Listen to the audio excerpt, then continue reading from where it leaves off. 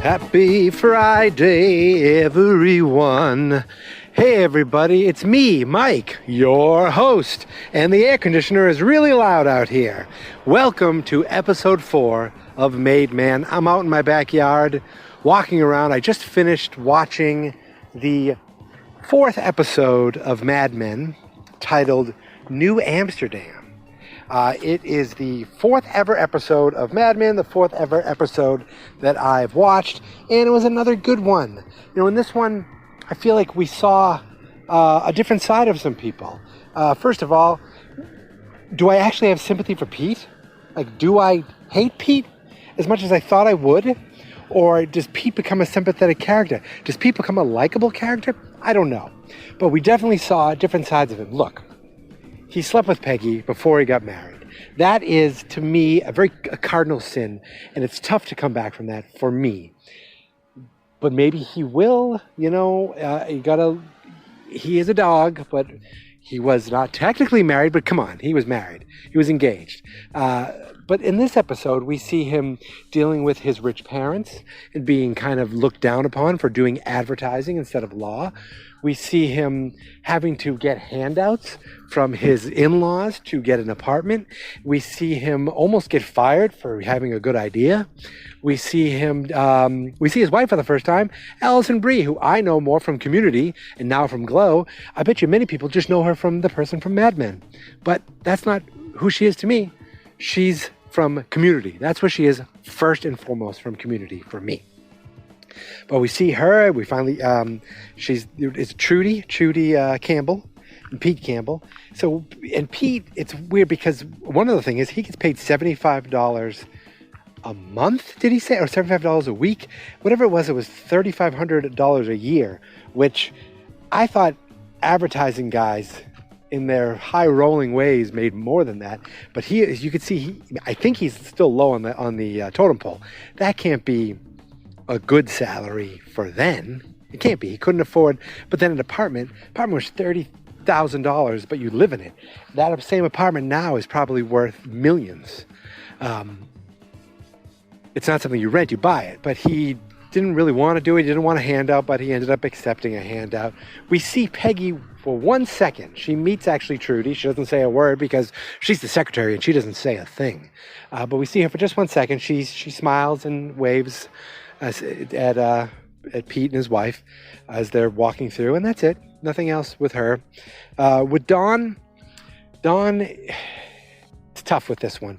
He sees Pete as he's threatened by Pete, and you know there's a steel company that's the client they're working with this episode, and Pete is supposed to wine and dine them, bring them into the Idea Man, which is Don Draper, and Sal, who's the art man. And the steel guy really didn't love the ideas they were coming up with. Pete ended up pitching an idea that he did like. Don got the credit for it, but Don was pissed because that's not Pete's role. He basically was just about to fire Pete, but John Slattery, who I still don't know his character's name yet, but I think he's the owner's of the company's son. That's the way it seemed, because there was a picture of him, and the guy said, you know, you love being held or something like that.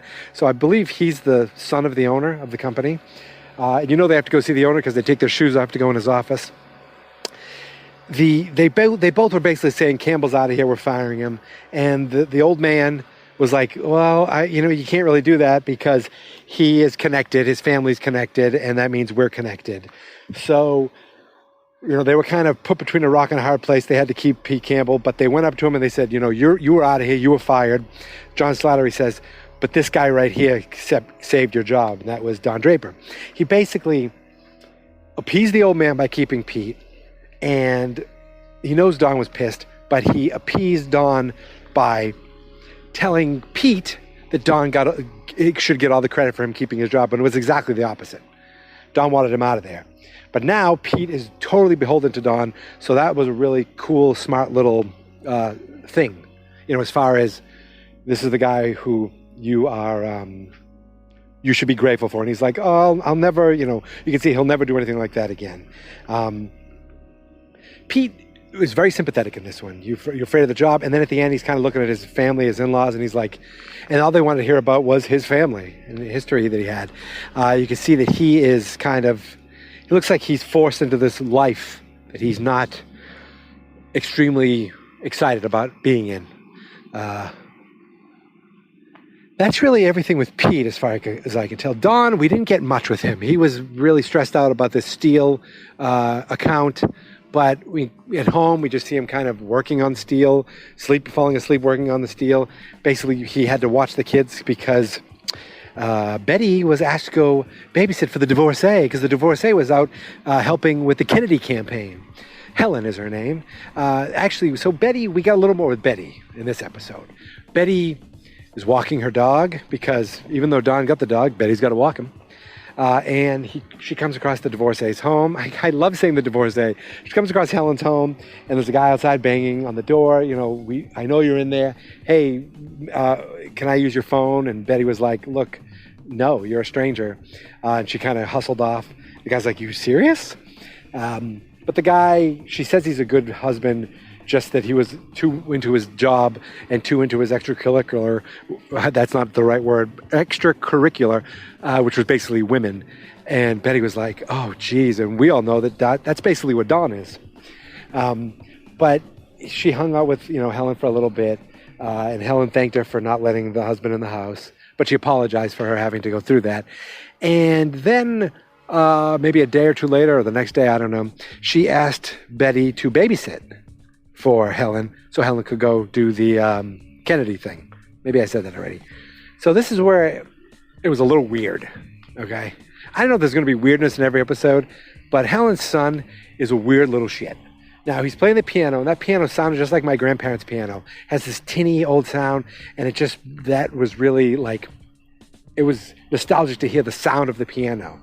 Maybe, I don't know if that means the cheap piano, I have no idea, but it was cool to hear. So she is babysitting, and basically that means just sitting on the couch smoking while they watch TV because, secondhand smoke wasn't a thing then. At least they didn't know that. Hello, birds. I don't know if you hear the birds chirping. So she is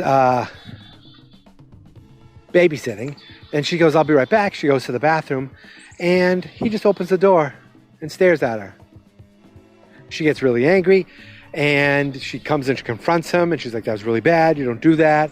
And he starts crying, and he hugs her. And then he hugs her some more and says, you're really pretty. You have really pretty hair. Can I have some? Now that, my friends, is how a serial killer is created. Can I please have some of your hair?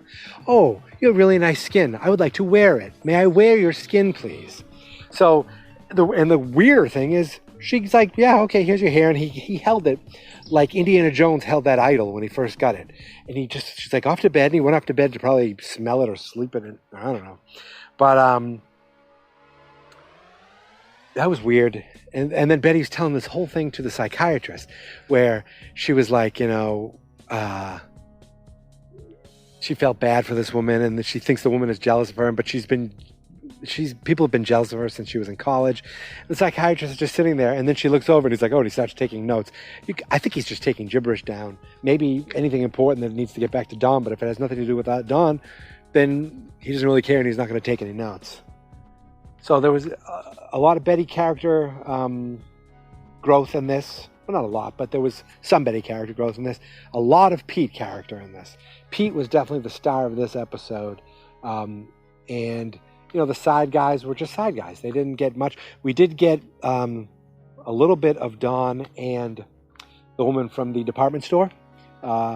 Miss, it begins with an M, and I never remember. But she's Tara from Sons of Anarchy, so that's what I always call her. So we got a little bit of that relationship, and you could almost see that he wants to be with her more than his girlfriend and his wife. He kind of values her because she's very independent. I think he seems to like that. And she's like, yeah, well, it doesn't matter what we want. We can't have what we want or something like that. But there was just a little moment of their growth. I don't know how much longer she's with the show. Maybe she's with it the whole time. I really don't know. So interested to see where that goes.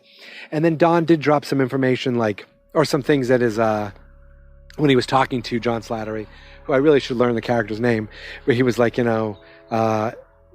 he insulted him basically. He says, "You don't mind being powerless," which I think meant you just gave in to your father. But then they were talking about like having feelings and or emotional pain, and Don's like, some of it's not fake, like just like basically not giving you what his experience is, but also kind of saying like, I've had experiences that have kind of stayed with me, probably something to do with the war, I guess. And that was really it. I think that was the whole episode, not a ton. Oh, the stupid air conditioner. Not a ton happened, but it doesn't matter in this type of show. You're just watching a slice of life for these people. And you're just seeing like acting, just amazing acting. It's like if someone goes to a play, it doesn't have to be this giant spectacular thing. You're watching 2 people, maybe 3 people on a stage, and they're just delivering lines that are earnest and honest, and it just feels real. And that is kind of how this show feels. It feels, I don't mind shows that are slow. I don't mind shows that not much happens when the people are just acting the shit out of things. And that's how the show is. They seem very natural and very real, and that's why an episode flies by so quickly. I watched this episode mostly on the train again, finished it just a little while ago. And yeah, that's it, my friends. I don't know what else to say. I think I've covered it. We're 4 weeks in on Made Man. That's me, the Made Man.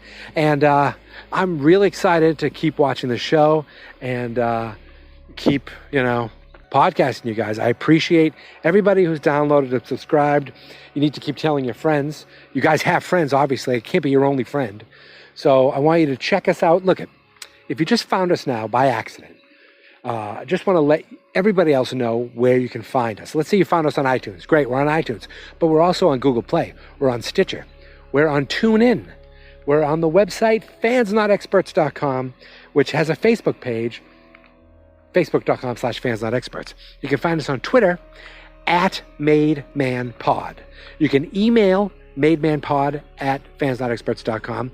Any thoughts, any notes, or you can go right on the website and leave a comment to any of the posts that we have. And you can go to fansnotexperts.com. You're going to see this right on the first page. But if you go to fansnotexperts.com/MadeMan, you'll see every episode of Made Man right there, in color, in audio. Wonderful, beautiful. That's all I got for today. So until next week, I just want to thank you for continuing to come on this journey as I do my best to become a made man.